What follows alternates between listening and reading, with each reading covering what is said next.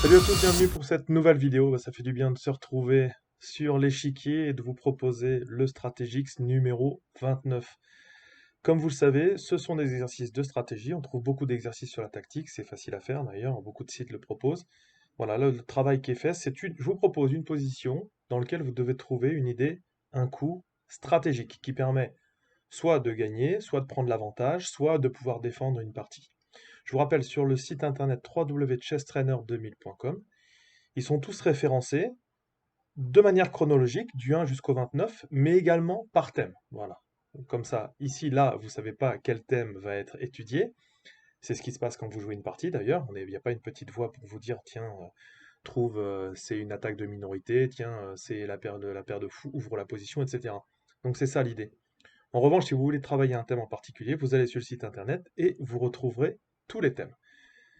Donc le Stratégix numéro 29, vous avez les blancs, je vous demande de faire pause, d'essayer de trouver tous les déséquilibres de la position, tout ce qui fait que la position est avantageuse pour les blancs, tout ce qui fait qu'elle est avantageuse pour les noirs, bien sûr les défauts également, le matériel comme d'habitude, et puis vous essayez ici de trouver le bon coup pour les blancs, le coup stratégique.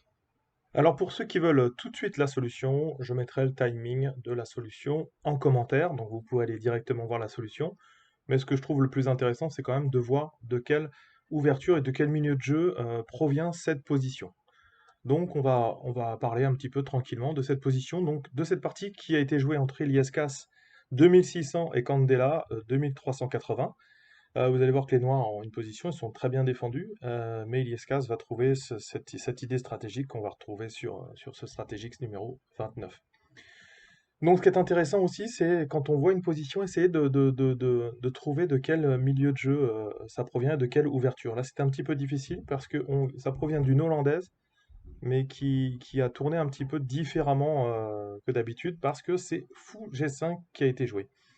Alors ici, c'est toujours une ouverture intéressante parce que si les noirs essayent d'aller à la chasse au fou, ici, en se disant, ah ok, ils ont fait une erreur, on a gagné un fou parce qu'en fait il est obligé d'aller en G3 et ensuite je le prends. Et en fait non, ici il y a une subtilité à cause de la diagonale du mat des sauts. Ici sur E3 ou même E4, mais E3, eh bien on peut pas prendre bien sûr ici, sinon on a mat. Voilà. Et ici tout simplement, eh bien on a perdu un pion pour les...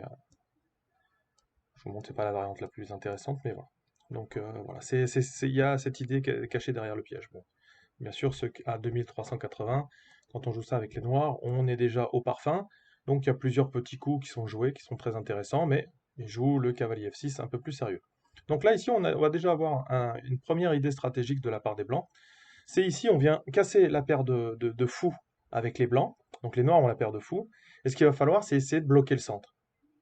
Et on va jouer un petit peu justement sur cette structure de pion. C'est ça, déjà, on est déjà sur la stratégie et on est au troisième coup. Voilà, troisième coup. On va jouer sur le squelette de pion. Et on va faire que ce squelette de pion soit défavorable à notre adversaire. C'est ça la stratégie. C'est-à-dire que c'est pas les pions doublés, c'est forcément nul. Les pions doublés, ça ouvre des colonnes ouvertes, ça prend des cases, mais d'un autre côté, en finale, on est en difficulté. Mais pour l'instant, la finale elle est encore loin, on est qu'au troisième coup. C'est ça en fait. Faut plutôt parler de déséquilibre dans la position. La déséquilibre dans la position, là, c'est les noirs ont un mauvais squelette de pion. En revanche, ils ont la paire de fous. Donc les blancs, ils vont essayer de bloquer la position et de jouer avec leur cavalier. Et les noirs, ils ont la paire de fous, ils vont essayer d'ouvrir la position et de jouer avec leur paire de fous. Vous voyez déjà, dès les premiers coups, l'ouverture, elle est orientée vers un plan stratégique. C'est ça qu'il faut que vous essayez de faire, et c'est aussi ça le but de ces stratégiques. E3, donc on vient bloquer tout de suite la poussée F4, D5. Donc on l'a dit, les noirs ici, ils ont cette colonne semi-ouverte, et puis ils ont une case assez forte quand même sur E4, qui est contrôlée à la fois par le pion en D et le pion en F. Donc il faut s'en servir. Cavalier D2, C6, Dame F3. Donc l'idée ici, c'est on se prépare peut-être à faire grand roc, et on a également la possibilité d'attaquer justement cette faiblesse dans la structure de pion des noirs. Fou D3, voilà, attaque double. G6, on vient défendre, mais du coup on continue à un petit peu euh, faire que la position des noirs, le squelette des pions, est pas terrible. Et si vous regardez ce fou d'ailleurs, il est gêné par les propres pions centraux ici, donc il perd un petit peu en influence. J'imaginez bien, par exemple, un cavalier qui pourrait très bien être sur cette case-là. Donc, cavalier E2, et puis il va difficilement être chassé. Voilà, ça c'est cette idée-là. Quand on a des structures, des squelettes de pions qui sont avec quelques trous, quelques faiblesses, eh bien les cavaliers naviguent assez bien. C'est ça que va essayer de faire Iliescas. Cavalier E2, fou D6, H3. Donc l'idée, eh bien c'est comme il y a un affaiblissement au niveau de l'aile roi, eh bien on vient essayer de forcer justement G4 ici, pour également encore augmenter l'influence qu'on a sur l'aile roi. Et si vous regardez, on a déjà 4 pièces de développées, alors que les noirs n'en ont que 2. Ils ont joué beaucoup de coups de pion. Cavalier 6, A6, très, très bonne idée. Voilà, le cavalier en D7, c'était plus compliqué. Donc là, l'idée, c'est de venir à la fois sur C7 et de venir également en B4 pour attaquer justement le fou qui vient contrôler également la case E4. C3, donc ça vient tout de suite stopper, cavalier A6. Donc l'idée c'est, on peut avoir du roi, roi F7, et l'idée ensuite c'est le cheminement du cavalier, il va essayer d'aller sur cette case forte via le chemin que vous voyez à l'écran. Donc également, là, même si les noirs ont la paire de fous, ils savent que s'ils ouvrent la position, peut-être leur paire de fous va avoir de la valeur. Mais pour l'instant, c'est difficile. Donc, on vient gentiment positionner et améliorer la position de nos pièces. Ici, le plan des noirs, c'est d'essayer d'améliorer la position de leur cavalier en le mettant sur cette case forte. Pas tout à fait un avant-poste parce qu'il pourrait être chassé par F3, mais c'est quand même une case forte. G4. Donc là, on a effectivement, là, on voit les lignes d'influence de la tour sur la colonne H, du fou sur la diagonale B1, H7. Voilà. Donc G4 vient participer et également affaiblir par la même occasion le pion sur F6, etc. Dame D7. Donc les noirs peut-être anticipent un futur grand roc. G prend F5. Et ici, on voit bien ce qui va se passer. C'est-à-dire que on va avoir un échange sur F5 et on vient augmenter la difficulté dans le squelette de pion des noirs. Voilà. Donc il s'est passé plusieurs choses ici. Il s'est passé plusieurs choses. C'est-à-dire que les noirs, ils ont cassé leur paire de fous, et malheureusement, la structure des pions est restée mauvaise pour les noirs. En revanche, les pions, ils ont un petit potentiel dynamique, avec une idée peut-être de pousser F4, etc. Donc ici, là j'aurais pu vous le faire en stratégique également, ils ont joué F4. Ils viennent figer et bloquer les deux pions F. Voilà. Alors bien sûr, il y a une concession de la part des blancs. Ça s'est pas fait sans concession. C'est-à-dire qu'ici, on a un pion E3 arriéré sur une colonne semi-ouverte. Ça va être problématique à un moment donné. Ensuite, on pourrait essayer de voir un chemin pour amener le cavalier sur E4, mais on voit que c'est pas si simple le cheminement. Hein. Parce que s'il vient de la case E4, s'il veut aller sur cette case-là, il vient de là où c'est pris, il vient de là où c'est pris, il vient de là où il y a un pion, donc il ne peut venir que sur le cavalier. Et on avait vu le chemin tout à l'heure, ici, de venir peut-être comme ça, mais c'est long, c'est compliqué. Voilà, c'est pas simple.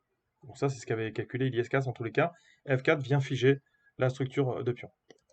Donc là, les rocs ne sont plus utiles, on est en finale, hein. On essaye plutôt de centraliser le roi, donc roi F7, cavalier G3. Donc là, ici, on a les deux pions, et eh bien, Iliescas se fait pas prier pour aller attaquer ses faiblesses. Roi E6. Donc là, on peut regarder, est-ce qu'il y a une possibilité d'attaquer une deuxième fois ce pion? Eh bien oui, avec ce cheminement. Donc encore une fois, Iliescas se fait pas prier, cavalier F3. Donc c'est là qu'on voit la force des cavaliers. Hein. Pour le moment, c'est la stratégie vraiment d'Iliescas qui a porté ses fruits, sur affaiblir et endommager tout de suite la structure des pions au troisième coup, avec fou prend F6, qui double les pions F, et on a gardé ça jusqu'au bout. Mais en revanche, il y a quelques concessions, on l'a vu, le pion E3 arriéré, et puis finalement, le roi est beaucoup plus centralisé et est également intéressant. Cavalier E8, on l'a vu, hein, le chemin, on en a parlé. Donc là, forcément, il n'a pas le temps parce qu'il y a le fou qui est en D6, mais pour défendre le pion, eh bien, cavalier G7.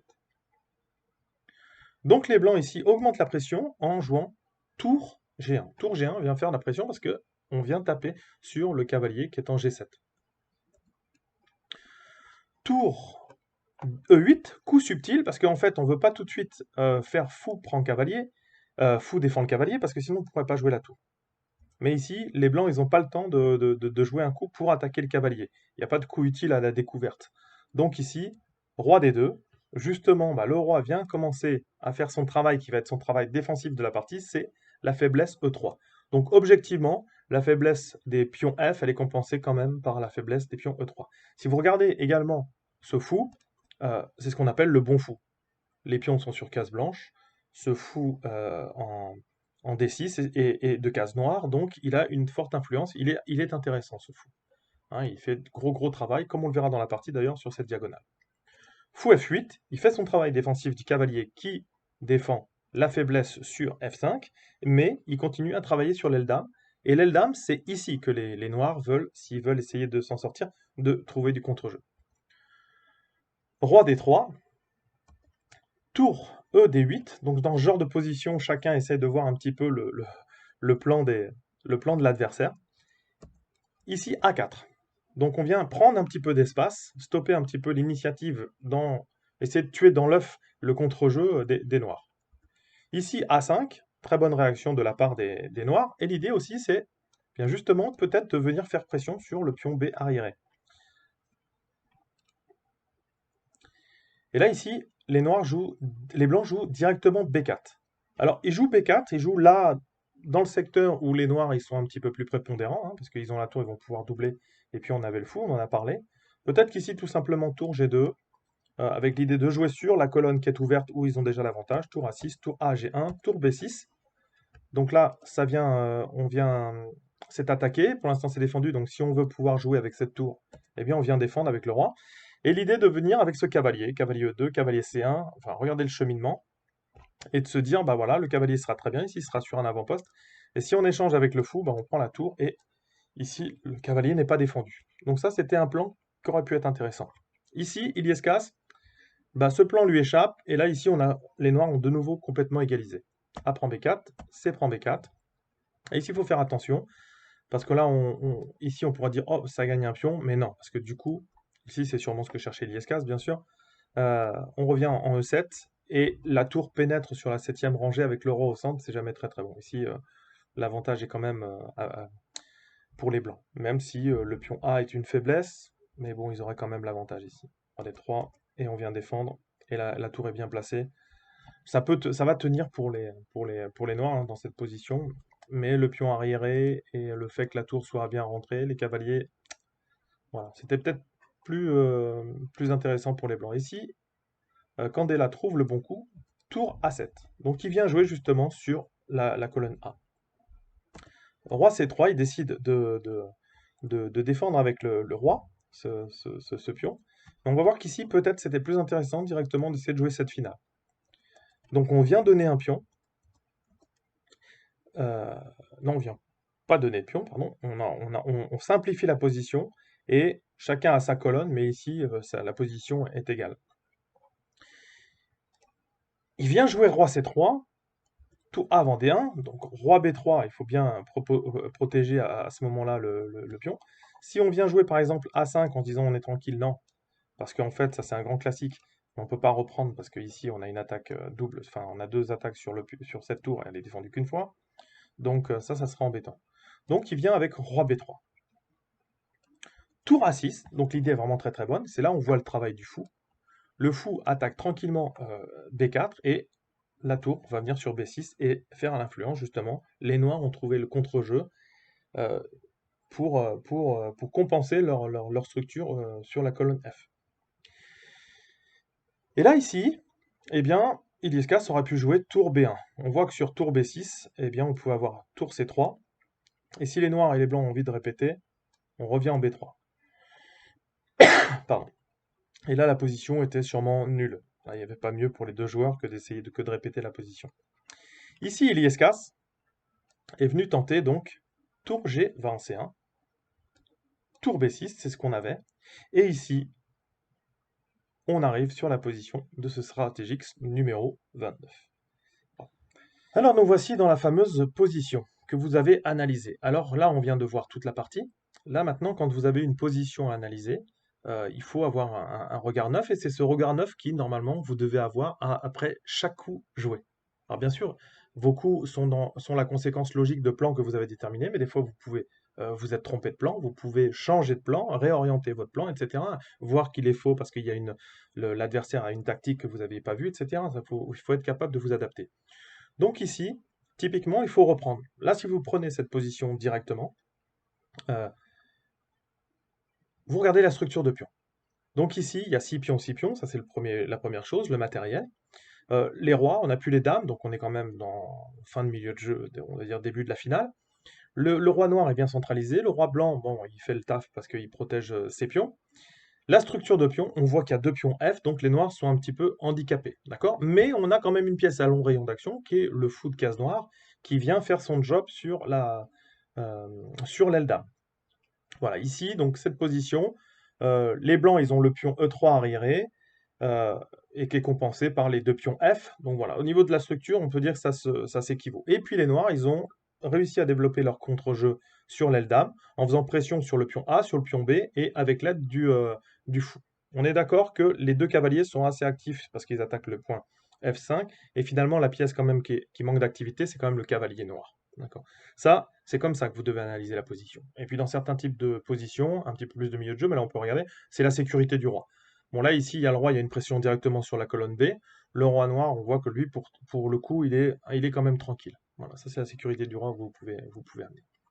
Donc ici, l'idée stratégique qui va être amenée, donc, c'est une idée qu'on retrouve dans le jeu des maîtres, bien sûr, mais qu'il faut que vous essayiez de mettre à votre arsenal.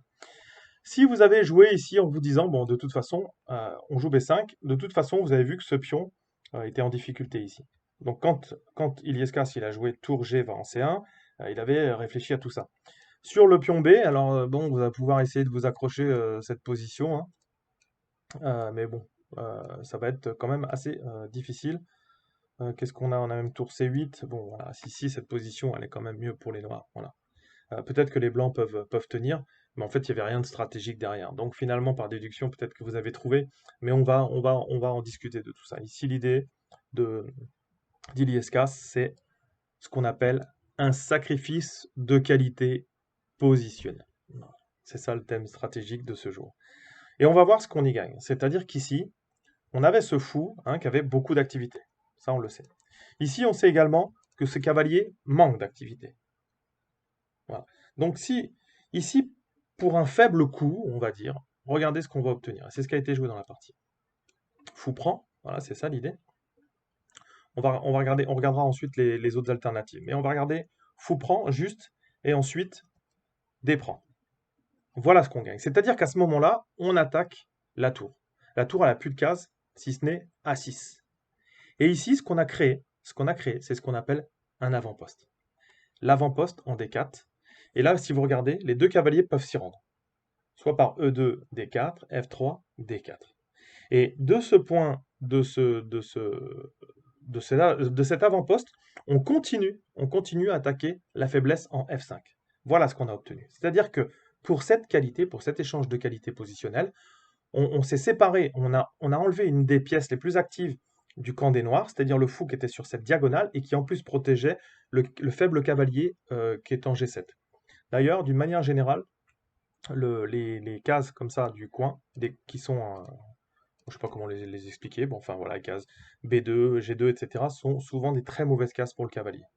Non seulement ils ont pas ils ont que 4 cases pour jouer, mais souvent ils ont du mal à manœuvrer dans les structures de pions. Ça c'était une petite aparté.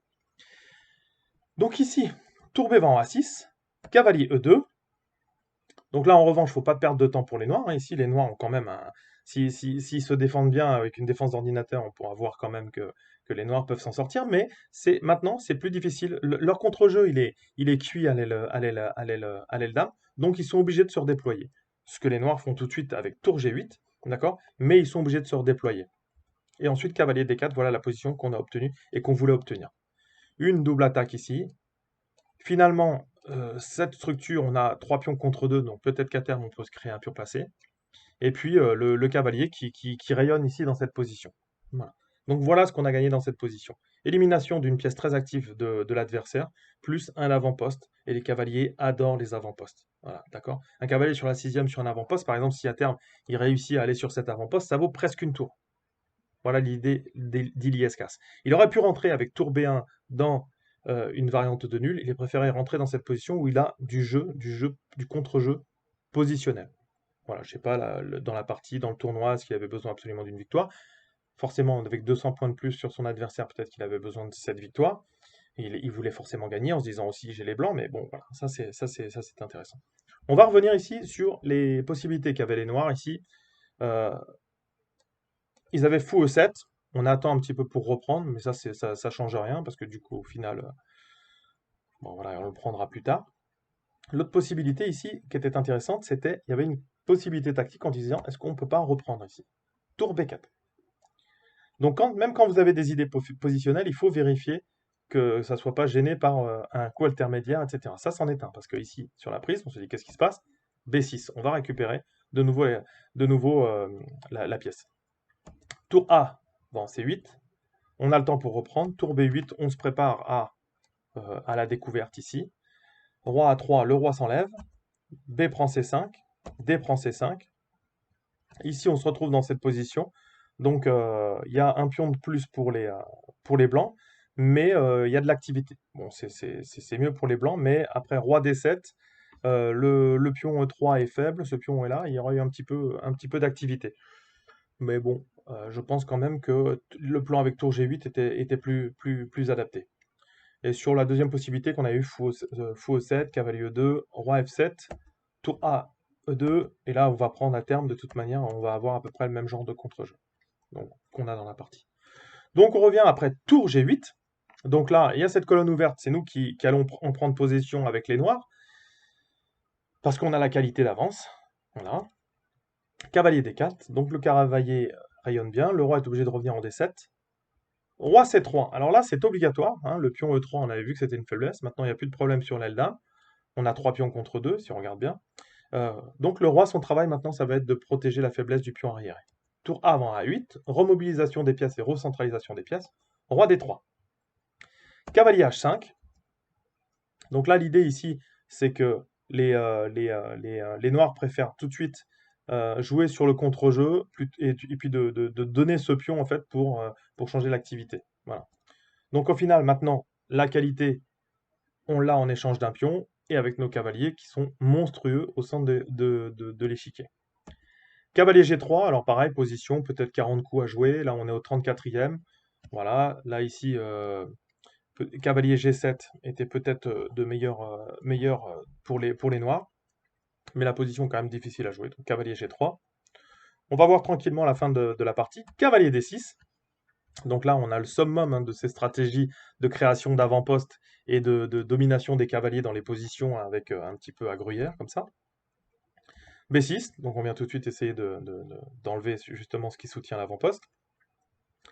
A5, et là on en avait parlé tout à l'heure, il va y avoir création d'un pion passé, quoi qu'il arrive. Le pion passé A. Tour A6.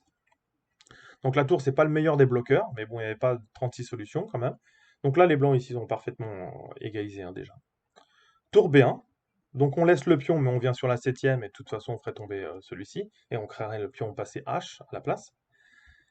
Tour A7, donc ici on a quand même possibilité. Ici, tour B6 directement en jouant sur la faiblesse. Ici en jouant directement sur tour B7. Tour B7, cavalier. On se dit ok c'est bon, tout est fait, non. Cavalier est très bien positionné, on n'a pas le temps. Et ici, les noirs ont suffisamment de contre-jeu pour venir gêner l'adversaire. Ici, ça commence à être problématique. Cavalier B3, tour B8, et il y a un cavalier qui tombe. Donc, tour B7 était trop prématuré. Donc, tour B6, on vient jouer justement sur la faiblesse en C6. Elle est due au positionnement du cavalier sur son avant-poste. Tour C7, A6. On vient commencer à avancer notre pion passé, avec l'idée de jouer tour B7, comme on a vu. Ici, il y a une défense à base de cavalier H1, mais ça commence déjà à être difficile. Hein. C'est vraiment le dynamisme de la position qui est compliqué. En plus, voilà, il y avait encore un coup à jouer pour les noirs, peut-être qu'ils étaient en Zeitnot. Toujours est-il qu'ils trouvent pas cavalier H5 qui joue tour à 8. La variante avec cavalier H1, l'idée c'est de passer la tour et de venir derrière pour attaquer le pion, c'est souvent meilleur. Tour G1, tour A2, on empêche de positionner. Tour A7, on vient bloquer. Tour B2, on revient avec la même menace qu'on avait. Euh, tour G8. Donc voilà, une position qui était un petit peu plus de jeu. Voilà, c'était pas le but de stratégique de vous montrer ça. Moi, je vous montre la fin de la partie. Au 40e, tour A8 a été joué.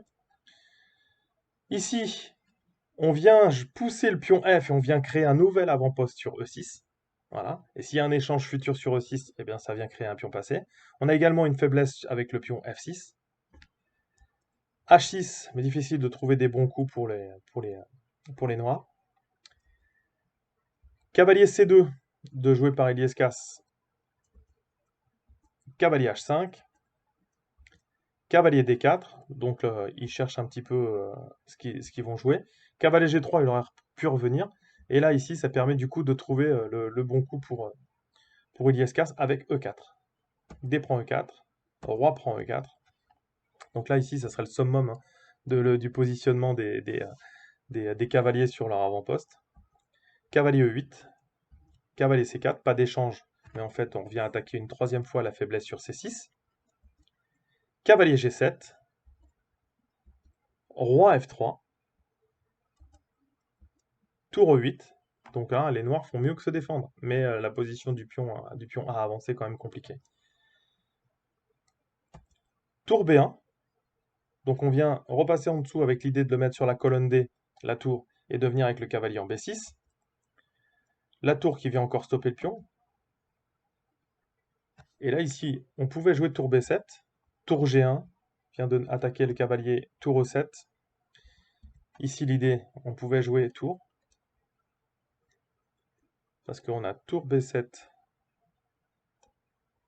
après en B7, tour B8, il faut bien stopper le pion, cavalier A5, ça va tomber, et en plus on défend, donc cavalier E8, et on ramène tranquillement le roi sur la faiblesse du pion H. Grosse partie stratégique hein, ici, hein, difficile. Tour G1, tour E7, tour A1, roi C7, H4, H5, le roi vient protéger le pion, le cavalier retourne sur son avant-poste, et là ici c'en est trop, hein, je vous le disais, souvent les cavaliers sur la 6e défendue, ils valent plus qu'une tour, donc là les noirs essayent de se donner l'air et rendre la qualité, mais ici on a toujours le pion A qui est bien avancé, donc ça c'est compliqué. Tour D1, on joue sur l'éventuelle découverte, roi C7. Là ici on vient faire fourchette, donc passer le pion. Donc là ici, il a préféré défendre avec la tour. Ce qu'on peut voir, c'est que sur cavalier prend E6, il faut prendre. Et là, il n'y a plus rien qui empêche. Enfin, le roi est coupé de l'action. Pardon, le roi est coupé de l'action. Donc le pion va être boulotté. Donc ça, c'était pas possible. Donc roi B6 pour défendre le cavalier avec la tour. Tour B1. Roi A5. Cavalier E6, fou E6. Tour B1. Ici, bah, le roi est bloqué, donc il est coupé encore de l'action. Et ici, il n'y a plus de possibilité sur C5 si on veut attaquer le pion. Mais tour prend, roi B5. Ça, la partie, il a abandonné, hein, bien sûr. Hein, parce que là, on n'est plus dans le carré du pion et puis on fait une nouvelle dame. Voilà. Donc, grosse position. Grosse partie. Donc, vous pouvez la revoir. Cette partie, c'est la partie Iliescas. Candela, elle date de 1998. Elle a été jouée à Linares. Vraiment une superbe partie. J'essaierai peut-être de la mettre sur Lichess. Je verrai si je trouve le temps. En tous les cas, on va revenir sur la position, essayer de bien comprendre ce qui se passe, qu'est-ce qu'on a gagné ici. Alors bien sûr, les noirs auraient pu défendre, bien sûr, avec les ordinateurs aussi, c'est facile, c'est comme d'habitude, mais l'idée juste de ce sacrifice de qualité positionnelle, surtout là, la solution, donc c'est tour C5, voilà. Et voilà ce qu'on y gagne. C'est ici la possibilité, c'est-à-dire que bah, les noirs avaient de l'activité sur l'aile dame, le contre-jeu est stoppé. Les noirs avaient une superbe pièce, c'était le fou en F8, il a disparu. Et maintenant, on va arriver avec une superposition pour nos cavaliers, avec des avant-postes sur D4, des avant-postes sur D6, et une faiblesse structurelle en F5. Voilà ce qu'on a gagné ici. Hop, ici, on a un cavalier qui rayonne, et il va même rayonner plus tard sur D6. Voilà. Correction un peu longue, hein, l'important c'était de trouver l'idée de ce sacrifice de tour de qualité positionnelle, voilà. Ici, l'avantage est au noir après ce sacrifice de qualité, mais au noir encore une fois pour les ordinateurs. Pourquoi? Parce que la compensation, l'ordinateur a du mal à comprendre, elle est vraiment, elle est stratégique. Elle est stratégique. Alors bien sûr, l'ordinateur, s'il joue cette position, peut-être qu'il réussira à la défendre. Mais encore une fois, les échecs, ça se joue entre deux humains. Et ensuite, on voit ce qu'on a gagné, hein, comme on a dit, c'était pour cette petite qualité, voilà tout ce que les blancs ont gagné. Donc c'est vraiment ça qu'il faut que vous essayiez de mettre dans vos parties. C'est de la stratégie. Alors bien sûr, les échecs sont énormément tactiques, hein, on le dit, à 80-90% de tactique. Voilà, souvent on exagère, hein, c'est jusqu'à 2000 en tous les cas. On peut obtenir un classement avec 2000 si on travaille la tactique, on va avoir tactique, etc. Mais si vraiment on veut faire le pas, et puis si c'est notre passion et qu'on veut aller dans les profondeurs de ce jeu qui nous passionne, eh bien il faut rentrer justement dans ces histoires de stratégie où la valeur des pièces, elle évolue en fonction de la position, en fonction des éléments dynamiques de la position et des déséquilibres de la position. J'espère que vous aimez toujours autant cette série comme moi, je prends plaisir à le faire, le Strategix. J'ai vu d'ailleurs que ça fait d'un petit peu des émules sur les revues un peu spécialisées, on va dire, etc. Tant mieux, parce que ça manque, les exercices de stratégie. Voilà, donc n'hésitez pas à mettre des commentaires. Je vous rappelle le site internet sur lequel ils sont classés à la fois de manière chronologique et par thème. Donc si vous voulez travailler un thème, vous allez sur le thème, vous allez sur les stratégies correspondants. Si vous voulez faire les exercices sans savoir le thème, comme ça se passe quand vous jouez une partie, encore c'est différent. Parce que si vous avez l'habitude de jouer une ouverture, vous êtes censé connaître les plans stratégiques qui en découlent. Voilà, ça c'est presque plus important que d'apprendre les coups par cœur, etc. C'est le positionnement des pièces, etc. C'est d'ailleurs pour ça, quand je fais les répertoires d'ouverture ou les vidéos sur les ouvertures, j'essaie de rentrer plus sur, même si on est obligé de rentrer sur les variantes parce qu'il faut que tout le monde y trouve son compte, mais j'essaie quand même un maximum de vous expliquer pourquoi cette pièce elle va là, pourquoi dans cette structure il y a une faiblesse ici, pourquoi cette colonne elle est plus affaiblie qu'une autre colonne ou diagonale, etc. C'est ça qu'il faut essayer de retenir quand vous jouez vos ouvertures. Comme d'habitude, Facebook, d'ailleurs vous avez eu cette position sur Facebook et vous l'avez peut-être vu la solution également. Donc n'hésitez pas à mettre vos commentaires, Twitter, voilà, le site internet. Je vous rappelle, si vous voulez, bah, bien sûr, vous pouvez acheter mon livre, le manuel de survie du joueur d'échecs. Vous pouvez me contacter par MP si vous voulez un livre dédicacé. Sinon, je vous demande de privilégier Olibris, qui est la maison d'édition d'échecs, de livres d'échecs en français, bien sûr. Donc n'hésitez pas. Les gîtes de Philidor, donc j'organise des stages régulièrement, donc allez sur le site ou même demandez-moi et puis on discute de tout ça. En attendant, je vous dis, soyez courageux, travaillez bien et à bientôt. Ciao, ciao.